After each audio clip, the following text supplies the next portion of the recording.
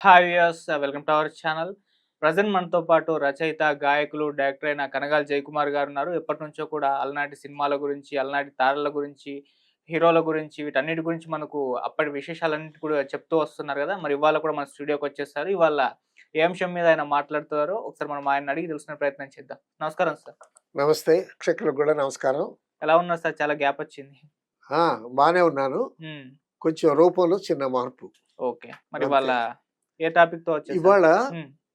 NTR, ANR, హ్మ్. శోభన్ బాబు, కృష్ణ, చిరంజీవి హ్మ్. ఇటువంటి మంచి గొప్ప నటులతో కె. విశ్వనాథ్ గారి జర్నీ. హ్మ్.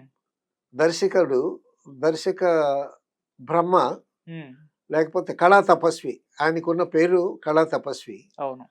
ఆయన జర్నీ విత్ హీరోస్, హీరోయిన్స్, ఆయన సినిమాలు వాటి గురించి ఒకసారి మనం మననం చేసుకోవాలి. Okay sir. ఎందుకంటే సినిమా చలనచిత్రం అనేది మంచి ఎంటర్టైన్మెంట్. హ్మ్. ఆ ఎంటర్టైన్మెంట్తో పాటు తెలుగు జాతీయతను, తెలుగు సంస్కృతిని, తెలుగు గౌరవాన్ని, తెలుగు హ్మ్. సంగీతాన్ని, సాహిత్యాన్ని చలనచిత్రాల ద్వారా చక్కగా పోషించి వీణులు విందు చేసి ఒక నేత్రానందం కల్పించినటువంటి గొప్ప దర్శకుడు. అవును. అంతేకాకుండా నేను ప్రేమించే, నేను అభిమానించే దర్శకుడు. ఆయన దగ్గర నేను కూడా పనిచేశాను కాబట్టి హ్మ్. ఆయన గురించి నాకు బాగా తెలుసు. Okay sir. ఆయన బిగినింగ్ సినిమా దగ్గర నుంచి 'శంకరాభరణం' వరకు హ్మ్. ఆయన సినిమాలు, ఆయన పరిశ్రమ, హ్మ్. ఆయన మెలకువలు అవన్నీ బాగా దగ్గరుండి చూసిన వాళ్ళలో నేనొకడిని. Okay sir. మొట్టమొదట హ్మ్. కె. విశ్వనాథ్ గారు, నేను గుంటూరు వాసిని. హ్మ్. గుంటూరు జిల్లాలో పెదపులివర్రు అని ఒక చిన్న అగ్రహారం. హ్మ్. ఆ అగ్రహారంలో ఉండేటటువంటి ఫ్యామిలీ అనమాట. So, K. విశ్వనాథ్ గారి ఫాదర్ పేరు సుబ్రహ్మణ్యం గారు. ఓకే. ఆయన సినిమా డిస్ట్రిబ్యూషన్ కంపెనీలో మేనేజర్‌గా పనిచేసేవారు. హ్మ్. కె. విశ్వనాథ్ గారు గుంటూరు ఏసీ కాలేజీలో డిగ్రీ చేశారు.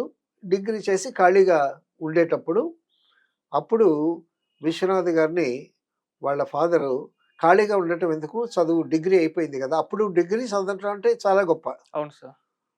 ఆయన్ని తర్వాత చాలా మంచి స్టూడెంట్‌గా, చాలా బ్రైట్ స్టూడెంట్స్‌గా మంచి మార్క్స్‌తో, రిమార్క్స్‌తో బయటకొచ్చినటువంటి వ్యక్తి కె. విశ్వనాథ్ గారు. హ్మ్.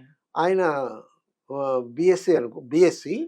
సో, ఖాళీగా ఉండడం ఎందుకని వాహిని స్టూడియోలో సౌండ్ డిపార్ట్‌మెంట్‌లో పెట్టాడాయన.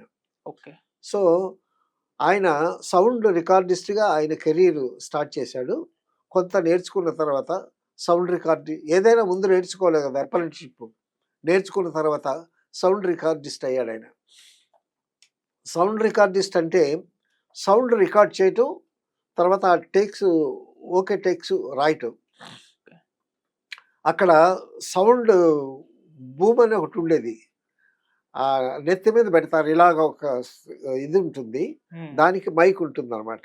హ్మ్. ఆ మైక్ అడ్జస్ట్ చేయటం, తర్వాత ఆ మైక్‌ని తోయటానికి ఒక చిన్న బండిలాగా ఉంటుంది. ఆ బండి దగ్గరికి నెట్టడం, వెనక్కి లాగటం. హ్మ్. ఆ విధంగా అప్పుడు టెక్నాలజీ లేదు గదా! అవును. చాలా కష్టంగా చేసేవాళ్ళు హ్మ్. అప్పటి వరకు. ఆ విధంగా ఆయన సౌండ్ రికార్డిస్ట్‌గా ఆయన కెరీరు స్టార్ట్ చేశాడు. ఓకే. తర్వాత ఆయన అలా ఉంటూనే ఈ ఓకే టేక్స్ రాసేవాళ్ళు. హ్మ్. పిక్చర్‌లో క్లాప్ మీద ఓకే టేక్ నంబర్‌లు ఇస్తాం కదా! షార్ట్ నంబర్‌లు. హ్మ్. అవి assistant directors okay takes note చేసేవాళ్ళు. సౌండ్ టేక్స్ కూడా ఈయన నోట్ చేసేవాడు. ఈయన నోట్ చేస్తూ ఆ వెనక పేపర్‌లుంటాయి గదా! ఆ పేపర్‌లు తిరగేసి ఈయనకొచ్చినటువంటి ఈ సినిమాలు, యాక్షన్‌లు ఇవన్నీ చూస్తున్నాడు గదా! షూటింగ్‌లో ఆయన. అవును. ఆయనకు వచ్చినటువంటి హ్మ్. థాట్స్ ఆ వెనక పేపర్ మీద రాసేవాడు. ఓకే. సో, ఆ ఉత్సాహంగా ఉండేవాడనమాట. హ్మ్. ఇది ఆదిత్య సుబ్బారావు గారు గమనించారు. హ్మ్. సో, అప్పుడు ఈ ఆదిత్య సుబ్బారావు గారు ఈయన్ని గమనించడం, ఈయనకి గూడా డైరెక్షన్ మీద ఇంట్రెస్ట్ పుట్టడం, ఆ ఓకే. విధంగా హ్మ్. ఆదిత్య సుబ్బారావు గారి దగ్గర అసిస్టెంట్ డైరెక్టర్‌గా చేరాడాయన. ఓకే. అసిస్టెంట్ డైరెక్టర్ కాదు. హ్మ్. అసిస్టెంట్ అంటే అప్రెంటిస్ చేయాలి, అసిస్టెంట్ చేయాలి, తర్వాత అసోసియేట్ అవ్వాలి. ఓకే. అప్పుడు అంటే ఇప్పుడు కో డైరెక్టర్ అంటే అప్పుడు అసోసియేట్ అనమాట. హ్మ్. ఆయన డైరెక్ట్‌గా ఒక కో డైరెక్టర్ రేంజ్‌లోనే ఆయన్ని తీసుకున్నారు.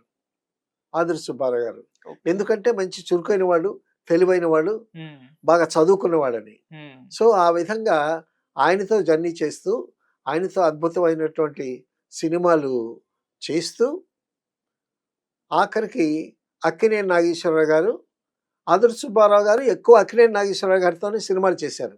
హ్మ్. అక్కినేని నాగేశ్వరరావు గారితో పాటు దుక్కుపాటి మధుసూదనరావు గారు నిర్మాత. ఓకే. సో, ఈ ఈయన వర్క్‌మెన్‌షిప్ చూసి చాలా హుషారుగా ఉన్నారు కుర్రాడు. ఇతనికి డైరెక్షన్ ఇద్దాం అనేటటువంటి ఉద్దేశ్యంతో దుక్కుపాటి మధుసూదనరావు గారు కె. విశ్వనాథ్‌ని ఒక సినిమాకి డైరెక్ట్‌గా అనౌన్స్ చేశారు. ఓకే. ఏంటి సార్ సినిమా? ఆ సినిమా పేరు 'పూలరంగడు' అనుకుంటా నేను. అయితే అప్పటికి నాగేశ్వరరావు గారు సినిమాలు ఆహ్, ఆ సినిమాకి కె. విశ్వనాథ్ గారు డైరెక్టర్ అనుకున్నారు. హ్మ్. కానీ కట్ చేస్తే తెల్లారేసరికి ఆ సినిమా ఆదుర్తి సుబ్బారావు గారు డైరెక్ట్ చేశారు. ఓకే. ఎందుకంటే హ్మ్. అప్పటికి నాగేశ్వరరావు గారు ఫ్లాపుల్లో ఉన్నారు. హ్మ్. సో, కొత్త డైరెక్టరు ఇతను సక్సెస్ ఇస్తాడో, ఫెయిల్యూర్ ఇస్తాడో తెలీదు. అవును. ఎందుకని చెప్పి అప్పటికే ప్రూవ్ అయిన డైరెక్టర్ ఆదుర్తి సుబ్బారావు గారు. ఆదుర్తి సుబ్బారావు గారికి డైరెక్షన్ ఇచ్చారనమాట. హ్మ్. ఆదుర్తి సుబ్బారావు గారు డైరెక్ట్ చేశాడు. ఆ సినిమా చాలా బాగా ఆడింది. తర్వాత ఆదుర్తి సుబ్బారావు గారే నాగేశ్వరరావు గారితో, దుక్కుపాటి మధుసూదనరావు గారితో చెప్పారు. మీరు ఆ కుర్రాడికి డైరెక్షన్ అనౌన్స్ చేశారు. పత్రికల్లో గూడా వచ్చింది. పబ్లిసిటీ అయింది. మళ్ళా అతనికి మళ్ళా మీరే అవకాశం ఇచ్చి ఎంకరేజ్ చేయాలి అని రికమెండ్ చేస్తే ఆదుర్తి సుబ్బారావు గారు అప్పుడు 'ఆత్మగౌరవం' సినిమాకి దర్శకుడిగా కె. విశ్వనాథ్ గారిని పెట్టారనమాట. ఓకే. ఆ సినిమా తీశాడు. నంది అవార్డులొచ్చాయి. హ్మ్. అబోవ్ యావరేజ్ అని ఆడింది ఆ సినిమా. ఎవరు సార్ హీరో? ఏఎన్నార్ నాగేశ్వరరావు గారా? గారే. హ్మ్. ఓకే. వాళ్ళ బ్యానర్‌లోనే. హ్మ్. అన్నపూర్ణ బ్యానర్‌లోనే. హ్మ్. 'ఆత్మగౌరవం.' సో, 'ఆత్మగౌరవం' పర్వాలేదు ఒక మాదిరిగా ఆడింది. హ్మ్. తర్వాత నాగేశ్వరరావు గారు అవకాశాలు ఇవ్వలేదు. తర్వాత 'ఆత్మగౌరవం' తర్వాత 'ప్రైవేటు మాస్టారు' అని హ్మ్. 'ప్రైవేటు మాస్టర్' అని రెండో సినిమా డైరెక్ట్ చేశాడు కె. ఓకే. విశ్వనాథ్ గారు. హ్మ్. ఆ 'ప్రైవేటు మాస్టర్' అనేటటువంటి సినిమా చాలా మందికి తెలీదు. అందులో ఎవరు హీరో? 'రామ్మోహన్' హీరో. హ్మ్. తర్వాత 'తేనె మనసులు' సినిమా చేసేటప్పుడు వాళ్ళకి యాక్టింగ్ మెళకువలు అవన్నీ నేర్పింది దగ్గరుండి కె. విశ్వనాథ్ గారే. అవును. సో, అప్పుడు కే 'తేనె మనసులు' ఏమనుకున్నారు? హర్నాథ్ ఆహ్, కృష్ణ కన్నా అతనే సెకండ్ హీరో వేసిన అతనే బావున్నాడు. అతనే పైకొస్తాడని అనుకున్నారు. హ్మ్. సో, కానీ కృష్ణ గారు పైకొచ్చాడు. ఆయన రాలేకపోయాడు. అవును. ఆయన పేరు రామ్మోహన్. ఓకే. ఆ రామ్మోహన్‌ని బెట్టి 'ప్రైవేట్ మాస్టర్' సినిమా చేసాడీయన. హ్మ్. ఆ 'ప్రైవేట్ మాస్టర్' సినిమాలోనే 'పాడుకో పాడుకో పాడుతూ చదువుకో' అని ఒక మంచి పాటుంది. హ్మ్. అది బాలసుబ్రహ్మణ్యం పాడాడు. సో, ఆ పాట గురించి బాలసుబ్రహ్మణ్యం ఎక్కడ ప్రస్తావించినట్టు లేదు. ఓకే. ఆ విధంగా 'ప్రైవేట్ మాస్టారు' పెద్దగా ఆడలేదు. 'ప్రైవేట్ మాస్టారు' ఆడకపోయిన తర్వాత ఆయన కెరీరు కొంచెం వెనుకబడింది. ఏం చేయాలనేటటువంటి ఉద్దేశంలో ఉంటున్నాడు. రామారావు గారి సినిమా ఆయనకి లభించింది. ఓకే. ఎస్‌విఎస్ ఫిలిమ్స్ అనుకుంటా. వాళ్ళు రామారావు గారిని పెట్టి 'కలిసొచ్చిన అదృష్టం' అనేటటువంటి సినిమా చేశారు. ఆ 'కలిసొచ్చిన అదృష్టం' ఆ సినిమాకి కె. విశ్వనాథ్ గారు డైరెక్టర్. హ్మ్. సో, ఆ సినిమా బాగా ఆడింది. హ్మ్. ఆ సినిమా టైటిల్ 'కలిసొచ్చిన అదృష్టం.' ఆ సినిమాతో ఈయనకి గూడా అదృష్టం అదృష్టం కలిసొచ్చింది. కలిసొచ్చింది. హ్మ్. తర్వాత 'ఉండ్లమ్మ బొట్టు పెడతా' సినిమా డైరెక్ట్ చేశాడు. హ్మ్. జమున కృష్ణతో. ఆ ఓకే. 'ఉండమ్మ బొట్టు పెడతా' సినిమా కన్నడ మాతృకనుకుంటా. జమున హీరోయిను, కృష్ణ గారు హీరో. సో, ఆ సినిమా గూడా బాగానే ఆడింది. హ్మ్. ఆ సినిమాలో గొప్ప విశేషం ఏంటంటే, ఆ సినిమాలో పాటలన్నీ దేవులపల్లి కృష్ణశాస్త్రి గారు రాశారు. హ్మ్. తర్వాత అందులో బాలసుబ్రహ్మణ్యానికి ఒక మంచి పేరొచ్చినటువంటి ఒక పాట. హ్మ్. అందులో సంక్రాంతి విశేషాల్ని చెబుతూ వచ్చేటటువంటి పాట. హ్మ్. ఏంటంటే ఆ పాట, రావమ్మ మహాలక్ష్మి రావమ్మ, నీ కోవెల ఈ ఇల్లు కొలువై ఉందువు గాని, కొలువై ఉందువు గాని, రావమ్మ మహాలక్ష్మి రావమ్మ, కృష్ణార్పణం అని హ్మ్. పాట. ఇప్పటికి చాలా ఫంక్షన్స్‌లలో చాలా ఫంక్షన్స్‌లో వేస్తా పాట ఉంటారు ఆ అవును. పాట. వేస్తూ ఉంటారు సార్. ఆ పాట దేవులపల్లి కృష్ణశాస్త్రి గారు రాశారు. హ్మ్. కేవి మహాదేవన్ ఆహ్, మ్యూజిక్ డైరెక్టర్. Music director. హ్మ్. తర్వాత ఆ పాట చాలా పాపులర్ అయింది. అవును. పాపులర్ అయింది. బాలసుబ్రహ్మణ్యానికి మంచి పేరు కూడా తెచ్చిపెట్టింది హ్మ్. ఆ పాట. సో, 'ఉండమ్మ బొట్టు పెడతా' హిట్ అయింది. 'ఉండమ్మ బొట్టు పెట్ట' ఆహ్, ఆ సినిమా అయిన తర్వాత ఎస్‌విఎస్ ఫిలిమ్స్ వాళ్ళే, 'కలిసొచ్చిన అదృష్టం' తీసిన వాళ్ళే హ్మ్. 'నిండు హృదయాలు' అని ఒక సినిమా తీశారు. ఓకే. ఆ 'నిండు హృదయాలు' ఎన్టీ రామారావు గారితో. హ్మ్. ఎన్టీ రామారావు గారితో కలిసొచ్చిన అదృష్టం, తర్వాత 'నిండు హృదయాలు' ఓకే. తీశారు. 'నిండు హృదయాలు' 100 డేస్ ఆడింది. హ్మ్. తర్వాత మళ్ళా వాళ్ళే 'నిండు దంపతులని' సినిమా తీశారు. హ్మ్. 'నిండు దంపతులు.' ఆ 'నిండు దంపతులు' సినిమాలో నేను అప్రెంటిస్‌గా కె. విశ్వనాథ్ గారి దగ్గర ఎంటర్ అయ్యా. ఓకే. అప్పుడే స్టార్ట్. అప్పుడే హ్మ్. 'నిండు దంపతులు' సినిమాకు ఎంటర్ అయ్యాను నేను. హ్మ్. నన్ను మహాకవి దేవులపల్లి కృష్ణశాస్త్రి గారు తీసుకెళ్ళి కె. విశ్వనాథ్ గారి దగ్గర అప్రెంటిస్‌గా పెట్టారనమాట.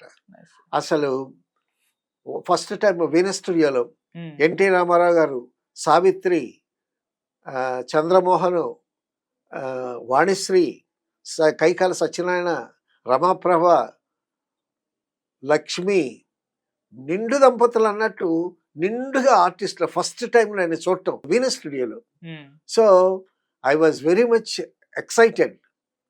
అది ఇప్పుడు తలుచుకున్నా కూడా చాలా గమ్మత్తుగా ఉంటుంది. హ్మ్. సో, ఒకే ఒక్కసారి మంచి దర్శకుడు విశ్వనాథ్ గారి దగ్గర వీనస్ స్టూడియోలో హ్మ్. ఎన్టీ రామారావు హీరోగా ఉండేటటువంటి అంతమంది ఆర్టిస్టులు ఉన్నటువంటి 'నిండు దంపతులు' అనేటటువంటి సినిమాకి హ్మ్. నేను అప్రెంటిస్‌గా పనిచేయటం అనేది ఒక విధంగా నా అదృష్టం అని చెప్పుకోవాలి. ఓకే. సో, నేను ఈ విషయంలో మహాకవి దేవులపల్లి కృష్ణశాస్త్రి గారికి నా కృతజ్ఞతలు చెప్పుకోవాలి. ఓకే. ఆ తర్వాత ఎన్ని సినిమాలు వర్క్ చేస్తారు సార్ ఆయనతో? ఆయనతో హ్మ్. 'నిండు దంపతులు', 'చెల్లెలి కాపురం', హ్మ్. 'కాలం మారింది', హ్మ్. 'నేరమ శిక్ష', 'ఓ సీత కథ', 'సిరిసిరిమువ్వ', 'శంకరాభరణం' వరకు నేను వర్క్ చేశాను. 'శంకరాభరణం' స్క్రిప్ట్ వరకు వర్క్ చేశాను నేను. ఓకే. తర్వాత నాకు కొన్ని కారణాల వల్ల నా వైఫ్ గుంటూరులో జాబ్ చేస్తుంది. హ్మ్. ఆవిడకి హెల్త్ బాలేకపోతే నేను వెళ్ళి మళ్ళా తిరిగొచ్చాను. ఓకే. తర్వాత ఈ 'నిండు దంపతులు' అయిపోయిన తర్వాత 'చెల్లెలి కాపురం' హ్మ్. బాలయ్య గారిది. హ్మ్. రామారావు గారు, నాగేశ్వరరావు గారితో అయిపోయింది. కృష్ణ గారితో చేసేసాడు. హ్మ్. ఇప్పుడు శోభన్ బాబుతో. 'చెల్లెలి కాపురం.' హ్మ్. ఆ 'చెల్లెలి కాపురం' సినిమా ప్రొడ్యూసర్ బాలయ్య గారు.